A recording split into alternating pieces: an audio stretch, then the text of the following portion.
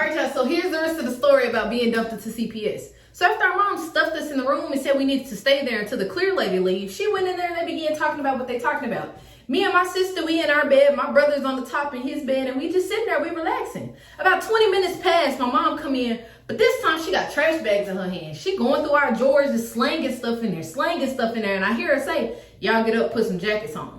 We ain't move, we ain't budge, we just sitting there, we looking at her. She's still going through our drawers, slanging clothes in there. Like, what is she doing? Like, at this point, if you packing us a bag for somewhere, shit, you're doing a poor job at it, because none of this stuff that you grabbing looks like it matches. Don't get me wrong. So while she's still slanging clothes in the bag, she turned around and she's like, I said, get up, put y'all jacket on, get your shoes on. So we jump up because we started like, we finna go with y'all somewhere? Like, y'all finally finna take us somewhere? Y'all ain't finna leave the kids at home? So we excited, we put on our jackets, we put on our shoes, and we standing there by the door. My mom, she's still slanging clothes in there, slanging clothes, just slanging clothes. By this time, she done racked up about 3.5 bags because the last bag was a little empty. Mind you, we didn't really just have that many clothes and stuff because we didn't go nowhere, so we just really wore the same thing. So she was like, y'all come on. So we follow her out the room. The clear lady's still there. She just standing there at this point. She's like, is that everything for them?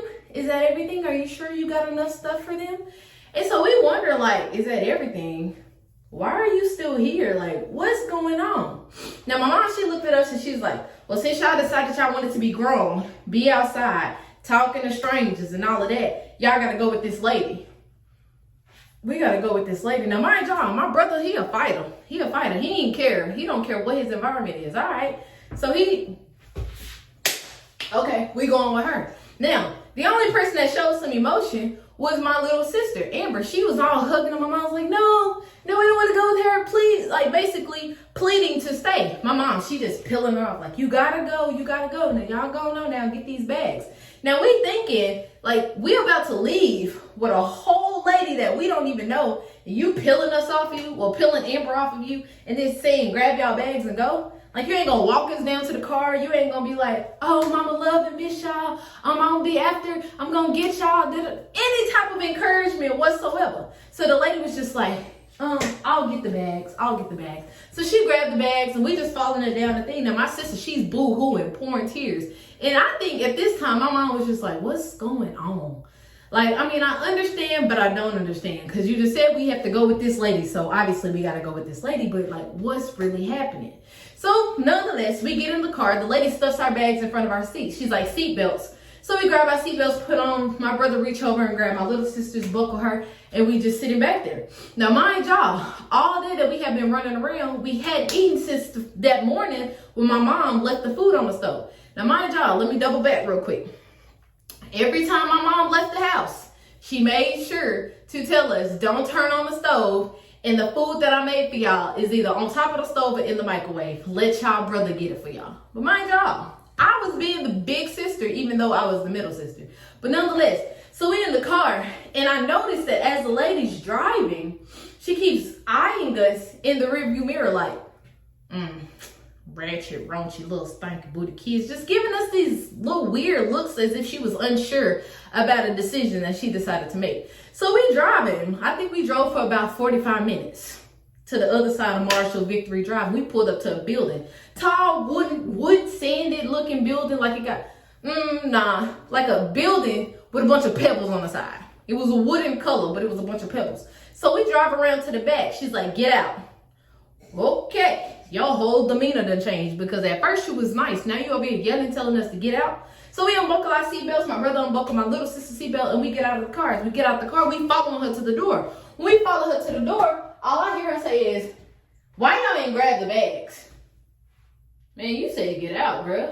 What we grabbing bags for? Like, we looking at her like, go get the bags. So me and my brother, like usual, we go back to the car. He reached in, he grabbed the bag. He handed me 1.5, the 1.5 one. And then he grabbed the other 2. We dragged them. As we dragged them, mind y'all, we kids. Now my brother, he may have been a little stronger. That's neither here, that's neither there. But we dragged them. All I hear is pick the bags up. Lady, why are you so angry with us? We didn't tell you to come out here and do your job. We didn't tell you to come out here and kidnap us. We didn't tell you to come out here and try to play Captain Save the Black Children or whatever it is that you're doing. But don't take that out on us. So anyways, we pick up the bags with what strength I did have. Don't know how my brother was handling it. And we walk in. When we walk in, the first thing we see is a bunch of little desks lined up against the wall. They got this whole little shelf thing of files and crates and all of that with different things in it. We got little pieces of paper on the board, like some type of map, or like these kids need to go here, and this kid need to go here. That kid got to come down here to this family. We got to rotate. Just a whole bunch of things going on. So as we still walking through, I noticed that we passed this whole cabinet. They got papers and pens, highlighters, paper clips, staplers. It has like everything. It was like an Office Depot, but in whatever that building was at the time that I didn't know. They ended up being the CPS building. So we walked past, and I'm looking like, ooh. Like me, ready to get into something I ain't got no business being into. So she walks us to the door, she opens the door, she's like, y'all go in there. Okay. In that room was nothing but 4 white walls. There was a little TV up in the top corner that was off, and it had some chairs. It was one of those visitation rooms for people who have their kids in CPS and they want to come visit their kids. Yeah, that's what it was. So we go into the room, she closed the door, all you hear is she locked us in here? She locked us in here? Okay, all right. So we go over, we 1, 2, 3 chairs lined up, and we just sitting there. I don't know how much time had passed because it seemed fairly quick. Where she came back, she was like, y'all come with me. All right. This time we grabbed the bag. So we grabbed the bags and we followed her. You can leave the bag, she says, with clear, like, irritation. Like, okay, ma'am, at this point, you ain't even got to do all that. You ain't even got to do all of that because, one, we don't know whether to bring the bags, leave the bags, take the bags, show the bags, carry the bags, drag the bags. We don't know what to do. And you sit over here talking to us out of clear frustration. Take us back where you got us from. Nonetheless, so we put the bags down and we followed her. When we followed her, we go down past all the desks that we were talking about, and boom, we sit in front of a desk that obviously belonged to her, or maybe she was just using it. I don't know. So mind y'all, let me go ahead and put a time stamp on this. It is late. It was late, like 5:36 or whatever. Anyways, when we ended up getting back into the car, where I'm going to next, it's going to be dark outside. But follow me. So we go up to the desk, and the lady, she's writing down our information for what she got, the information she got from my mom or whatever. And then she start pulling on our arms, turning them, trying to make sure we ain't got no marks, this, that. Basically, labeling us, getting our paperwork ready. So whenever it came down to, we're going to put you here, put you there, put you here, we know what to tell them. Like, this is a small black girl. She got a little bit of hair, a couple pigtails up here. Her teeth bucked. She got a scar right here, a scar right here. She obviously fell somewhere on her knee. You know, basically giving the rundown to whomever decided that they was going to house us for the meantime. So she did me the same way, my brother and them. Like, my brother's stubborn. Like, you going to have to work with him. He's sitting there like, she really like got to turn his arms and stuff. So he never ended up getting put into a foster home. Like, he went to the first couple foster homes with us, and then he ended up going into a boys group home. So nonetheless, y'all, after she finished all of that, she took us back around to that room. We followed her to the room, but the difference about this time was she didn't lock the door. She didn't lock the door, so I was like, oh. Even though at the time I wasn't doing that dance or whatever, but I knew exactly like, okay, she didn't lock the door. I'm about to sneak out, go get us some pen and paper. We about to have some fun up in here because why we need to be in this room? So when she left, you know, I was smart. Like, I'm very smart, but I was even smarter as a kid because there was a lot of things that I'm going to talk about over my course of this YouTube thing. There was a lot. Yeah. Your girl was bad. So anyways, after a period of time and knowing that, okay, she's gone, let's do it. So I open the door.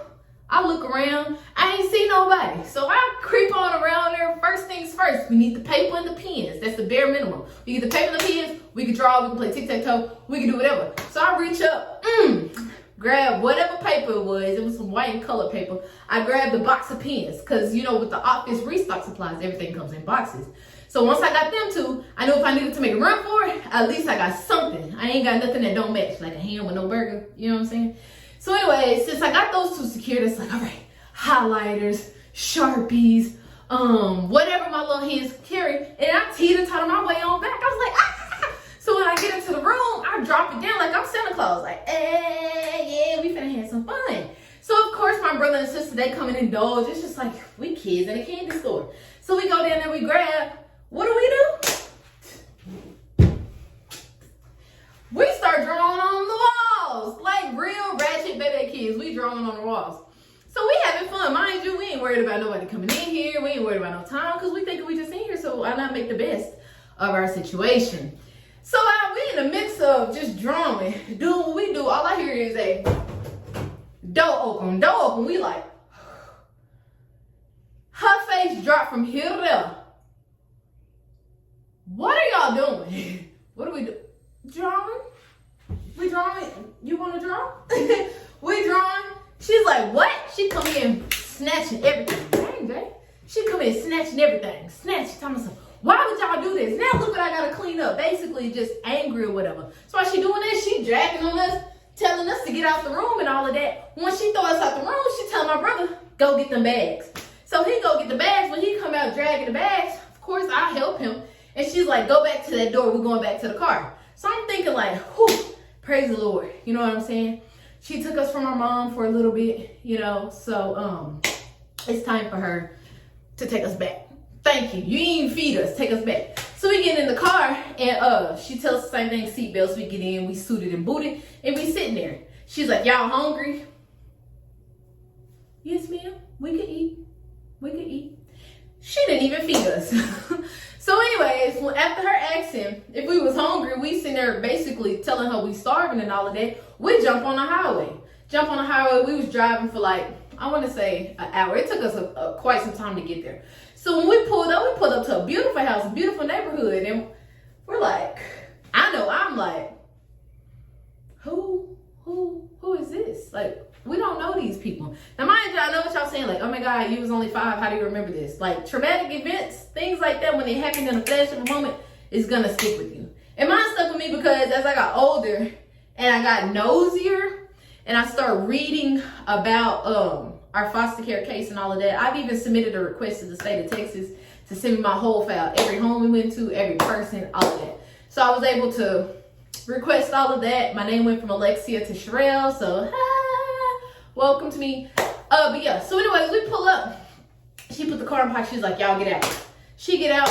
She don't help with the bag. She don't try to help make sure a nigga don't fall in a puddle of water. She don't try to make sure we looking presentable. We ain't dusty and all that. No, she just get out and go to the door. So we get out. Obviously, we're going here. So my brother grabbed the bags. I grabbed actually one bag this time. And we followed the lady on up to the door. When she get to the door, she knocked. She didn't get no response. So, you know, she had to hit it one more time. When she came again, the door opened, but you couldn't necessarily see that it was a person there.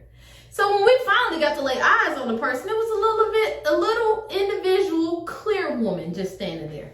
And so we're looking, and the lady was just like, all right, so this is Christopher, this is Alexia, this is Carolyn. So we were seeing that basically whatever it was that she was saying, I'm quite sure it was about the 2 weeks we ended up staying there. Like, you guys are only able to foster, you know, a couple weeks or whatever. So when we getting payment, first thing that came out the clear lady mouth, when we getting payment. And that's when I knew we were basically a rolling game of dice. You know what I'm saying? Hit the lucky lotto, you win. If not, you crap out. You on your way to the next house.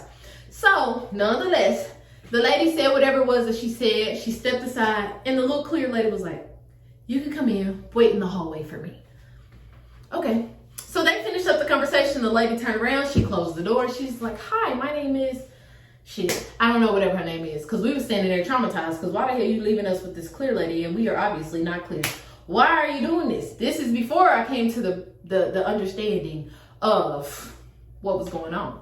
So push come to shove, y'all. She was just like, this is the room you guys be staying in. Bunk beds, you choose where you want to go sleep. My brother went. He climbed up to the top one. Me and my sister. I climbed up to the top one. My sister got on the bottom bed. But the moment that the lady left, she climbed into the bed with me. So when she climbed up there, mind you, I'm stuck on hungry. I'm hungry. Mind you, my brother, he done laid down. Amber done laid down. I jumped down and go back into the hallway. When I'm in the hallway, I turn around and I'm like, okay, we go this way. I see a kid sitting on the little chair up there. It was another kid. And then it was a couple little smaller kids off doing what they were doing. So I walked up to the kid that I seen first with his arm sticking out with the remote, looking at the TV like this. I'm like, I'm hungry, you know, asking for some food. Not really 100% sure what I said, but I remember him telling me, hey, that big door down there, that hall, go knock on it. You tell her that you're hungry. Like, basically, like, I know I'm old enough to get you some food, but that's not my responsibility. Goodbye. So I go down the hallway, I knock on the door. No answer. Like, y'all don't like answering those? Like, it could be anybody. It could be SWAT out here getting ready to come in. You in there, but nigga, you could just really, yeah, what's up? I knock again. Of course, it wasn't that loud because I'm a little kid. Next thing you know, I hear her say, hold on a minute. When she says, hold on, she comes to the door. She's just like, yes, I'm hungry. Can I get some food? Go in there and tell one of those kids in there to make you some food. Yes, ma'am. She closed her door. I walk back down the hallway. I go back over to the boys sitting like this, trying to find something on the TV. I'm like, she said to ask one of y'all for food. I don't feel like it. Didn't bother it again. Went back down the hall, climbed back up into the bed, and I went to sleep. Went to sleep, woke up the next morning, and I realized the left side of my pants was wet. And I'm like, got peed on again. And mind y'all, if you're pretty intelligent, you know when you didn't pee, you know when you didn't pee. Get what I'm saying? So when that happened, it was like everything was moving extremely fast because I was gonna get up and try to change clothes. But by the time I actually realized what was going on, the door itself was opening. She was opening, she was like, hey, y'all come down. We're about to eat breakfast, woo, right? So I'm just sitting there waiting, hoping that they will just, close the door and we'll be able to get down. She's like, what are you waiting for? Breakfast. Get down. Now. Come on.